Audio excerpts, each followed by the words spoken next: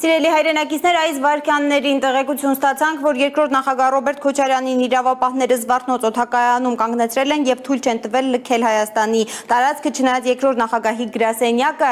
դեռ մինչեւ նրա մեկնումը իրենց բառերով իշխանական կեղծիքների սպասվելիք չափապարտի ցանկությանը զերծ պահելու համար հայտնել էին, որ Ռոբերտ Քոչարյանը երրորդյա անձնական այցով մեկնում է Հայաստանից։ Հիմա ես կփորձեմ հենց ուղիղ եթերում կապ հաստատել գրասենյակի ղեկավար Բագրատ Միկոյանի հետ։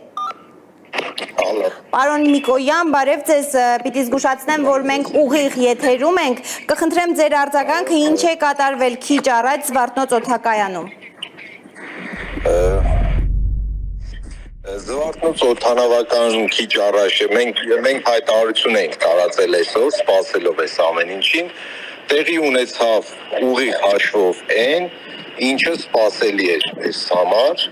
այս մանր իշխանությունների պահվածքը արդեն ոնց որ էլ ոչ մի անակնկալ չի անում, իրենք իրենց մանր ստիլիստիկան շարունակում են, հաստատիորեն ապօրինի կերպով առանց որևէ բացատրության նախագահի ելքը երկրից արգելվեց, չնայած մենք հայտարարել էինք եւ դա այդպես էր, որ նախագահան անձնական հարցերով 3 օրով գնում է ու վերադառնա։ Եվ սպասելի էր, որ դրա մասին, այդ մուտքը արգելելու մասին լրատվությունը նույնիսկ ոնց հասկանում եմ սահմանապահներից առաջ արդեն տեղյակ էր մերձիշխանական լրատվամիջոցը, որը դա դրեց։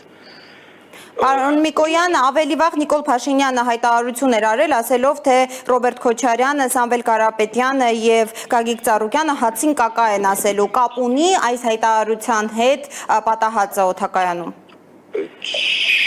Չգիտեմ, այդ հայտարարությունը ուղիղ կապ ունի իր հոգեկան վիճակի հետ, թե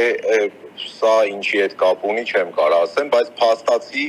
ապօրինի կերպով նախագահի ելքը արգելվեց, նորից կրկնեմ, չնայած նշված էր, որ 3 օրով նախագահան գնալու գա,